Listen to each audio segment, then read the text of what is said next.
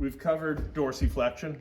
Now we're hitting our number 2 item in our assessment, which would be the windlass mechanism. Basically, we're seeing if the foot is flexible.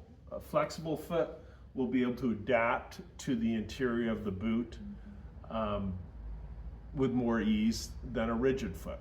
Also will tell us pretty much how they're going to accept an insole in the boot. A flexible foot really accepts things well. So simply the windlass is we take the foot, again, we're lining up 90, 90, 90, knee over the middle of the foot. We're assessing the shape arch they have. In the windlass mechanism is basically you're pulling up on the plantar surface of the foot. So from the heel to the metatarsal heads is the plantar fascia. So it connects like here. And if I lift up on the big toe, we're stressing that and we should see the arch rise. So if I take the big toe and pull up, you know, we have about 60 degrees of big toe movement, which is good, and we see the arch rise.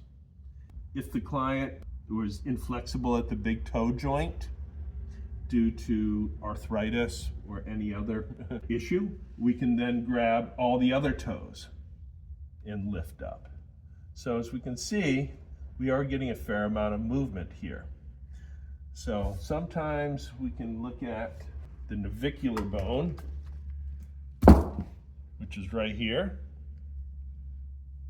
And you can, if you want to see really what's happening, you can mark it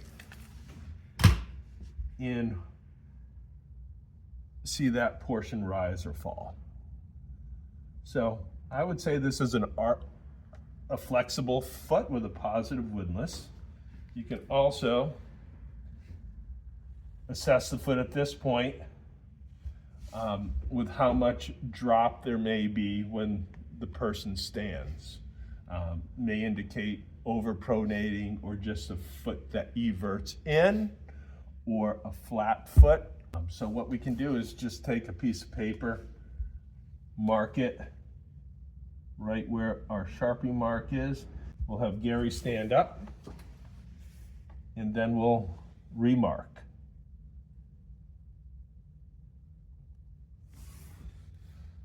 So really, the difference here is how much navicular drop Gary has, which is maybe close to 5 to 8 millimeters, which is relatively substantial, and we can see the quality of the arch has changed.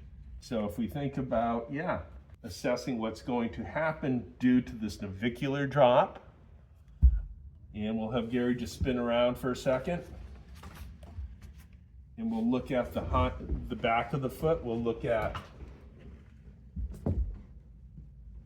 the heel bone. And we can see that the heel bone definitely tips in relative to lower 2/3 of the leg.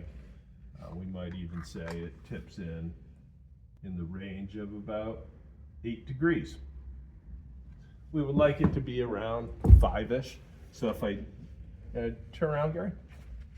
So now if I take this leg and rotate it back, keep the foot here, and rotating the leg just brings up that medial side of the foot and it will square up the rear foot and also keep the foot flexible.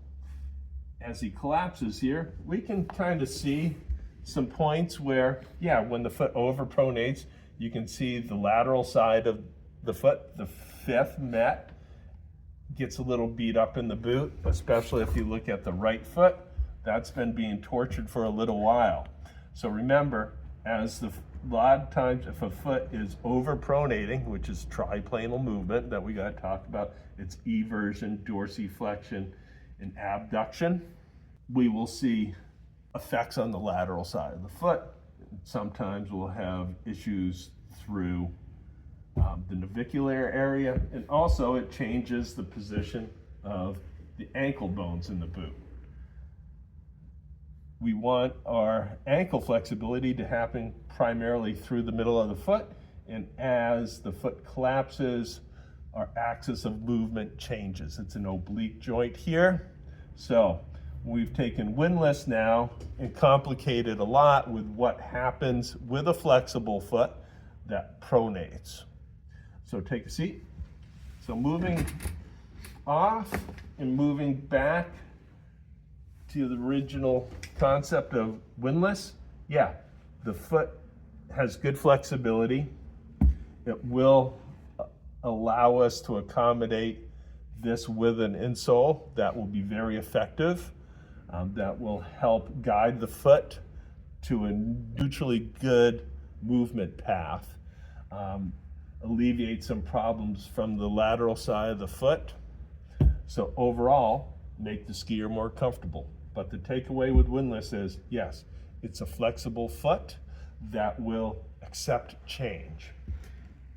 If we crank on this and nothing happens, we're calling that a relatively rigid foot. A lot of times you'll see this at a very high arch or really, really low arch, where the foot stays planted on the ground when the person's sitting or standing. But we'll get to foot shapes at some other time. So that's what we have for Windlass today. Okay.